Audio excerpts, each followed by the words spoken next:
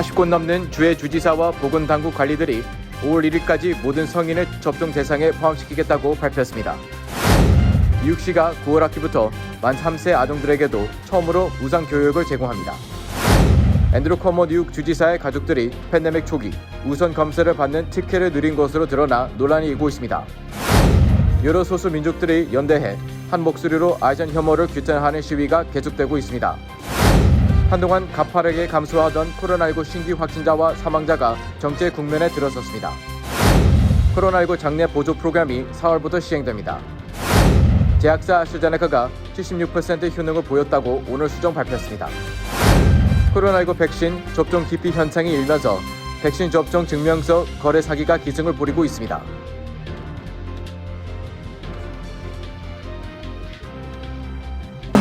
노아은행 맨해튼 지점이 한인타운 중심부인 31가와 32가 사이 피프스 아비뉴 1층으로 확장 이전했습니다. 동포사회에 꼭 맞는 다양한 상품과 고객 만족 서비스로 여러분께 다가가겠습니다. 한인 비즈니스의 내일을 생각하는 은행 노아은행 멤버 FDIC and Equal Housing Lender.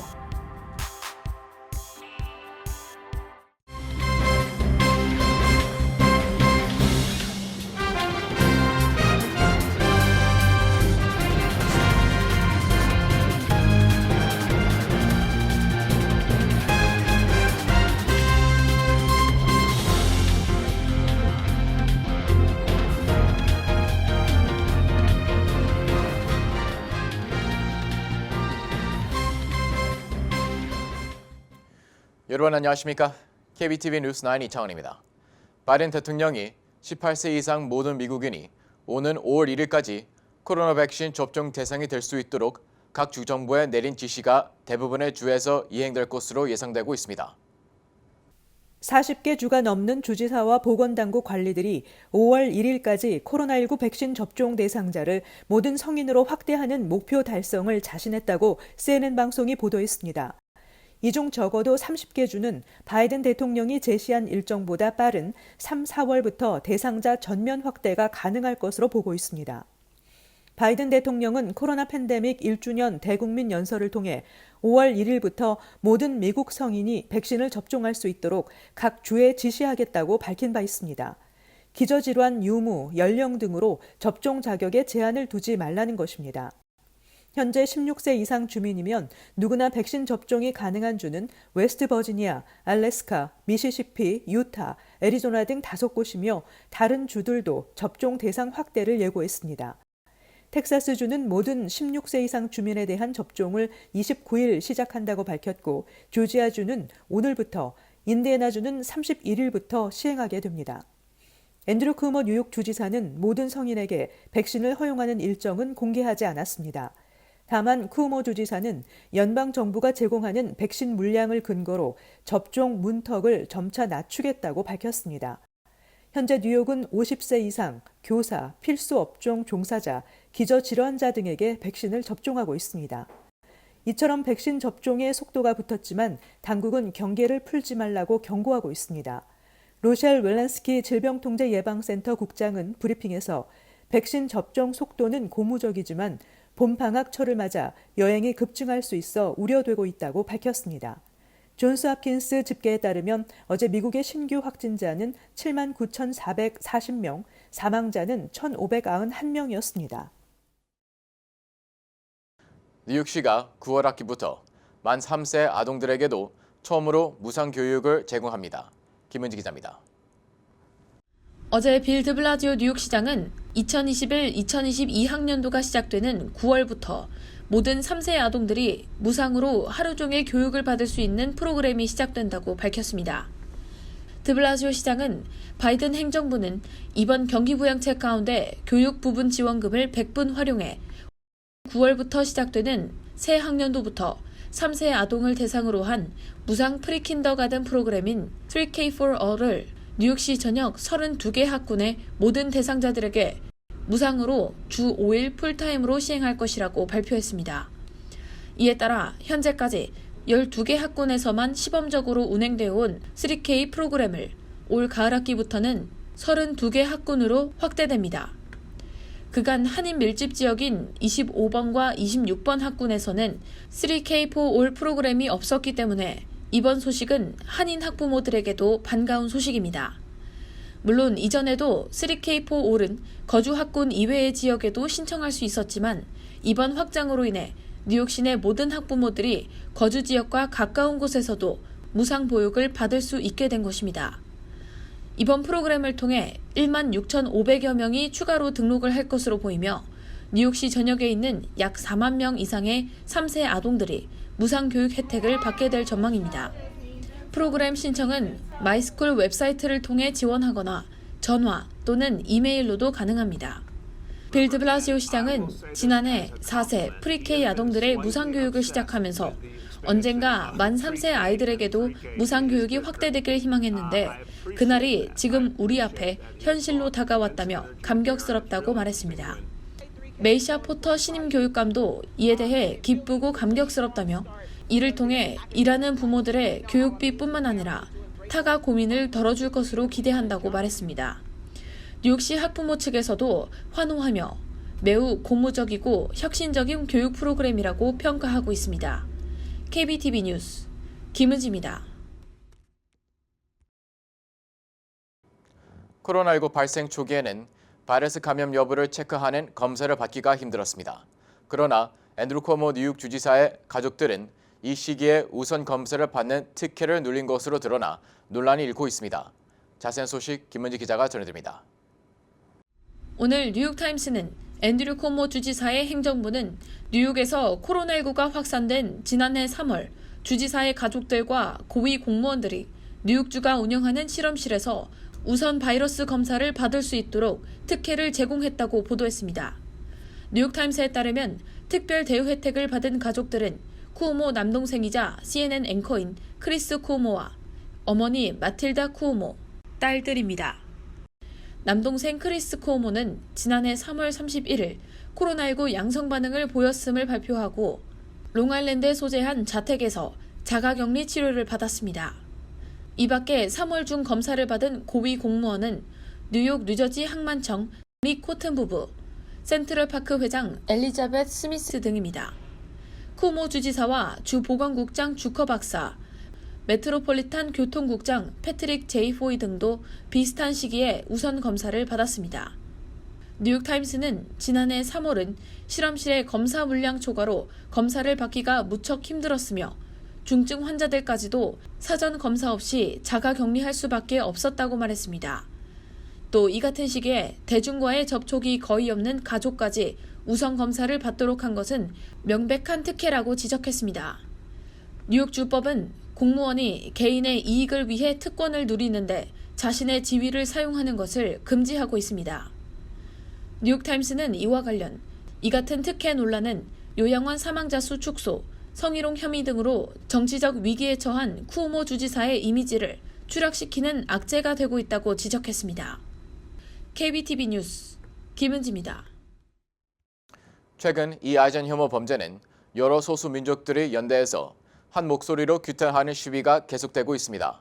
오늘 퀸즈 자메이카에서는 한인 단체와 흑인 인권 단체가 힘을 모아 반대를 외쳤습니다. 또 같은 시각 뉴욕 한인회가 주최한 온라인 토론회에는 주요 정치인들이 참석해 차별에 대한 대응과 해결 방안을 모색하는 시간을 가졌습니다. 김은지 기자입니다.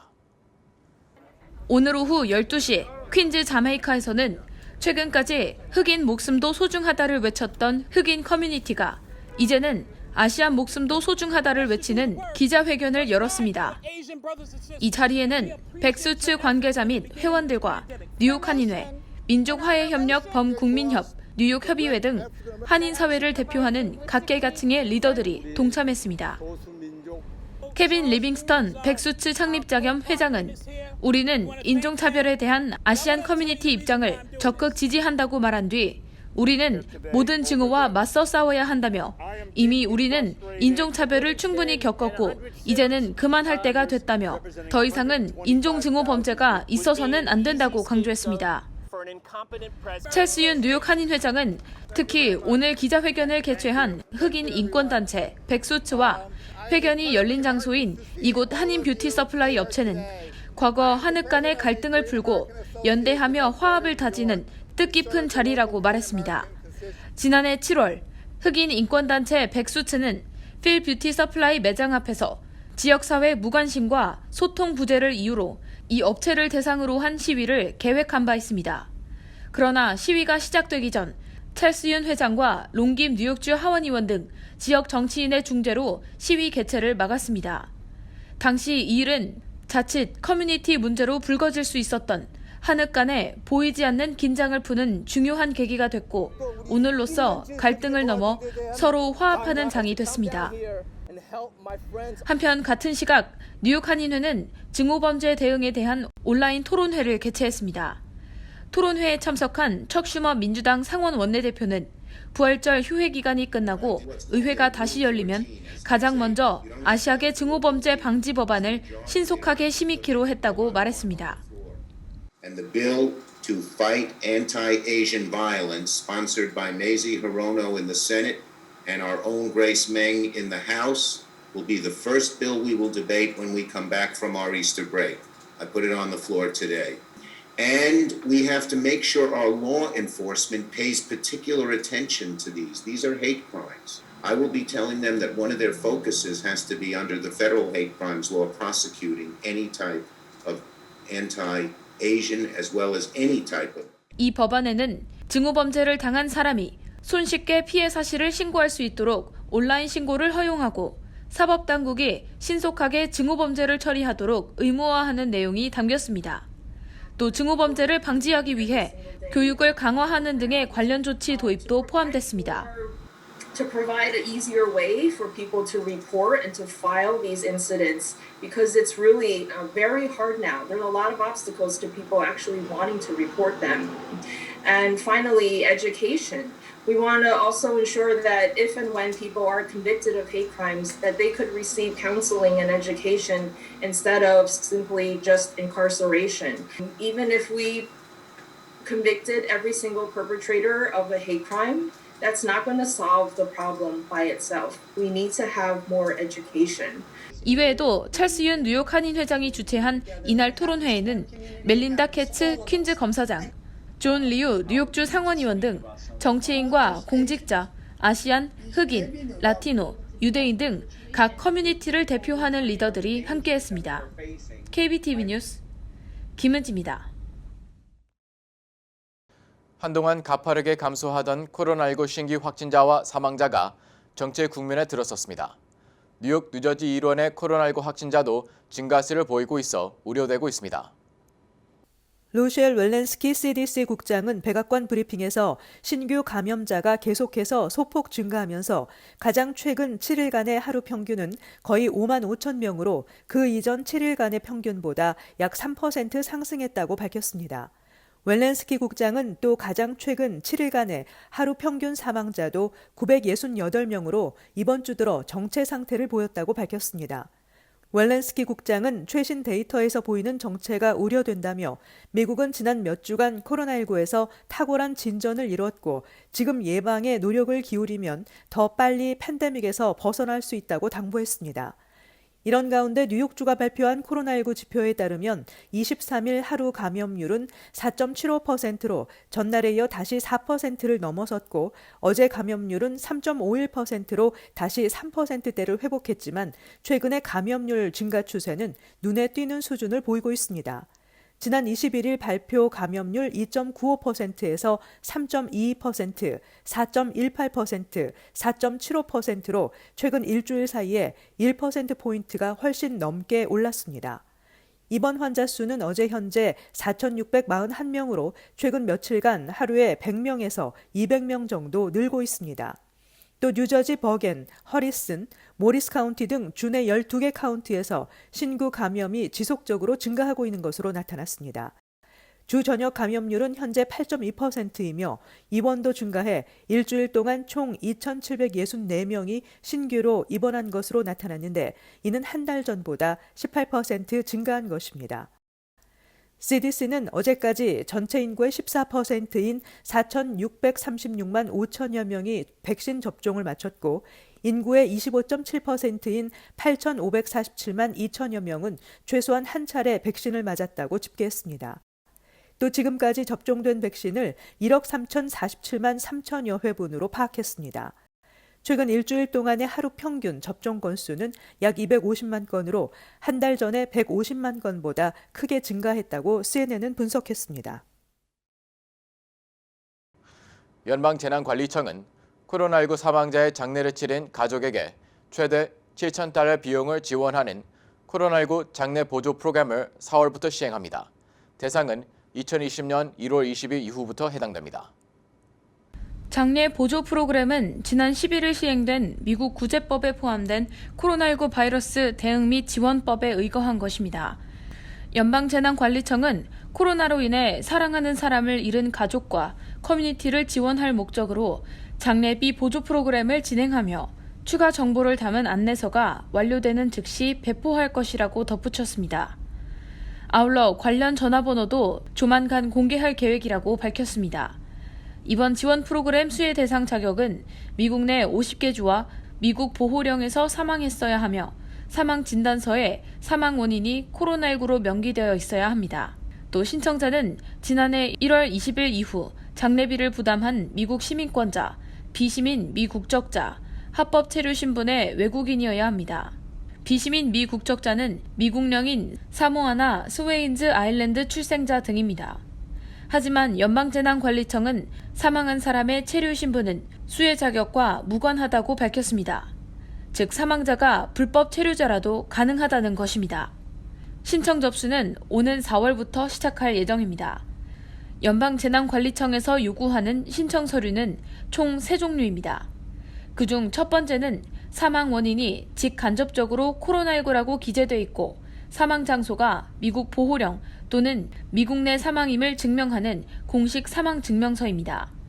두 번째는 보조 신청자의 이름, 사망자 이름, 장례 금액, 장례 일자가 적힌 각종 영수증과 영안실 계약서 등의 장례 비용과 관련된 정보가 있는 문서들입니다.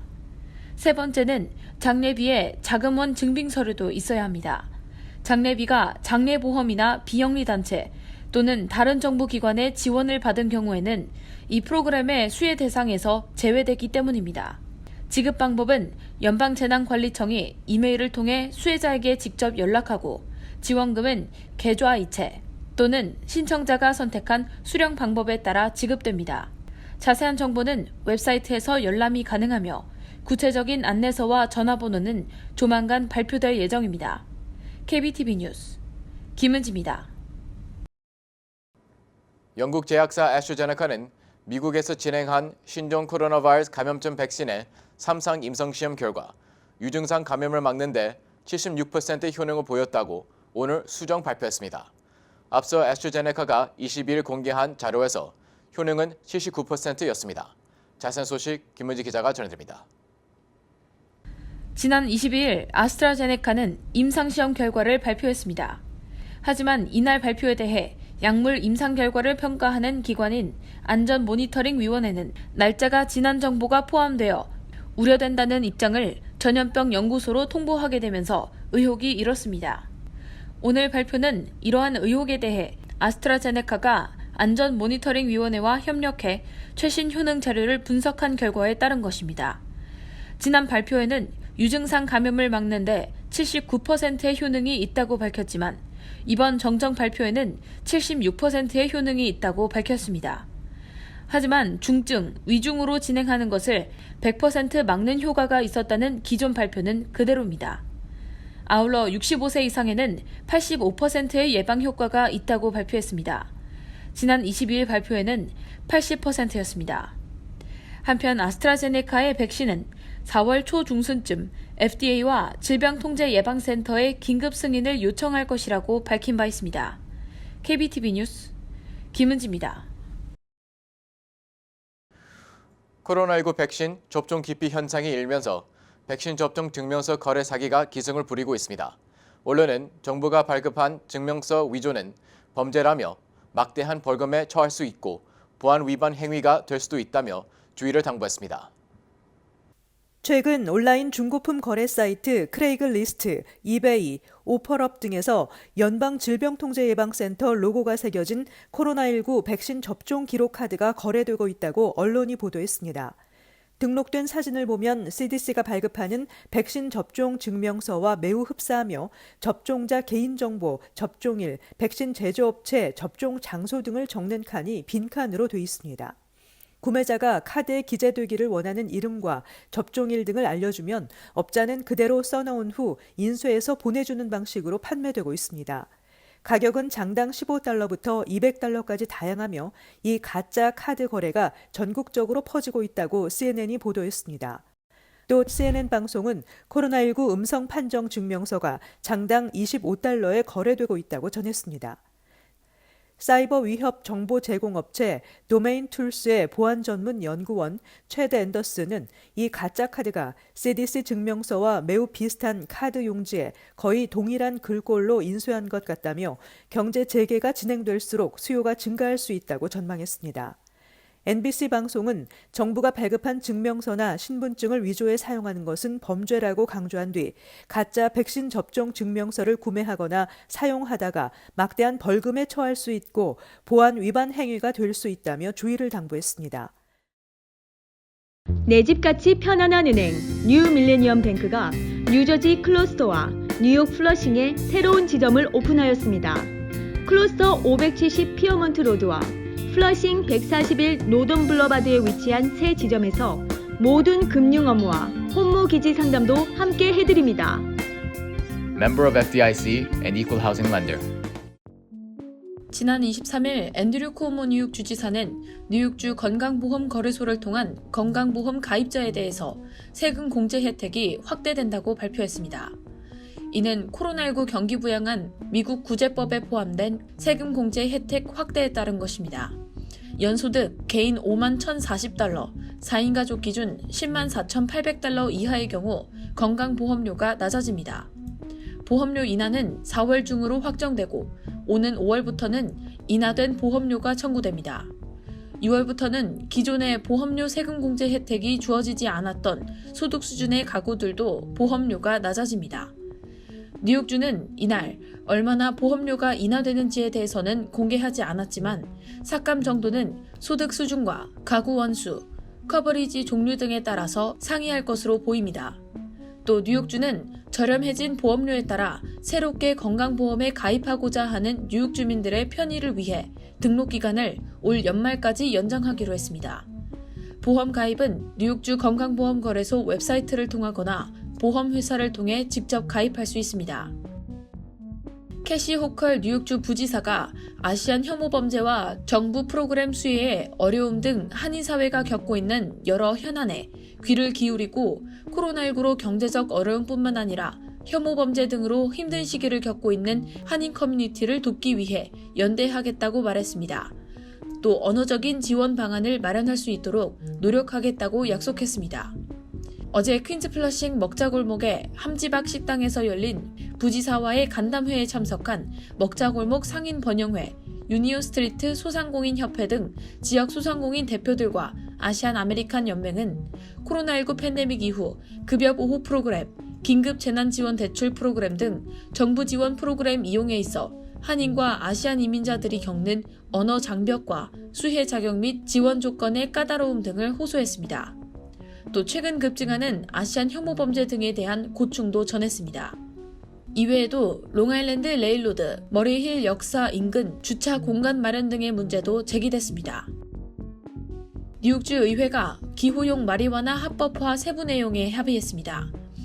어제 리즈 크루거 뉴욕주 상원의원은 합의에 도달했다면서 관리기관을 신설하고 최대 3온스의 마리화나 소지를 합법화하는 등 법안을 마무리하고 있다고 전했습니다.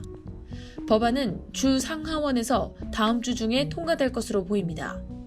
이에 따르면 21세 이상 성인은 기호용 마리화나를 구매하거나 소지할 수 있을 뿐만 아니라 개인적 용도에 한해서 마리화나를 재배할 수 있게 됩니다. 또 가칭 마리화나 관리 사무국이 설립돼 마리화나 판매와 배달 서비스에 대한 라이선스를 발급하고 관리 감독하게 됩니다.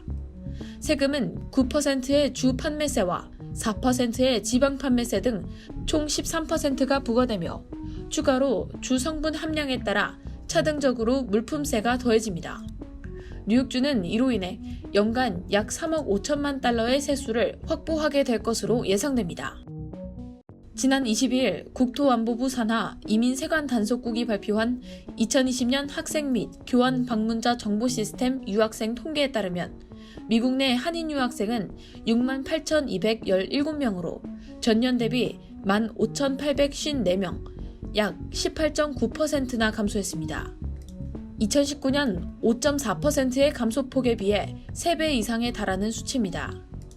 한국 출신 유학생은 중국, 인도에 이어 전 세계에서 세 번째를 차지하고 있는데 유학생 인구 감소폭으로만 보면 91,936명이 줄어든 중국이 셋 중 가장 높았습니다. 인도 출신 유학생은 41,761명이 줄었습니다.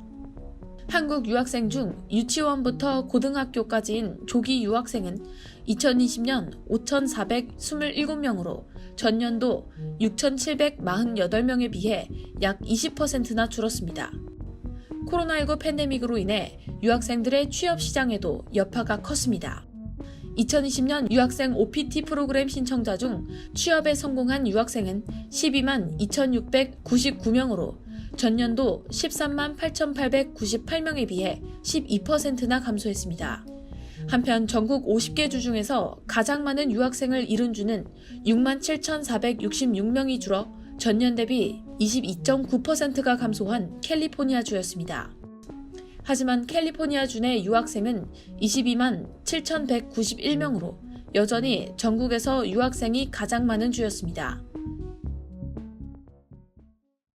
잠시 후 커뮤니티 브리핑을 전해드립니다. 노아은행 맨해튼 지점이 한인타운 중심부인 31가와 32가 사이 피프스 아비뉴 1층으로 확장 이전했습니다. 동포 사회에 꼭 맞는 다양한 상품과 고객 만족 서비스로 여러분께 다가가겠습니다.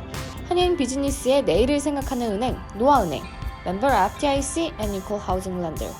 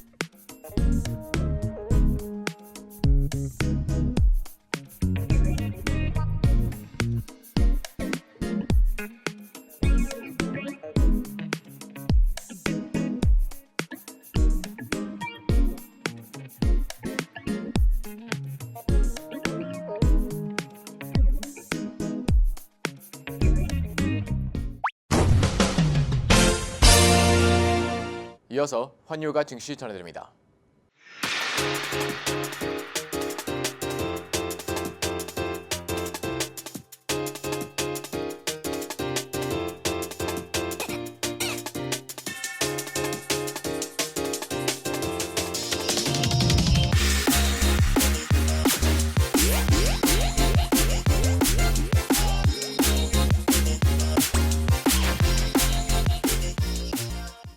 잠시 후 뉴욕과 뉴저지 날씨 전해드립니다.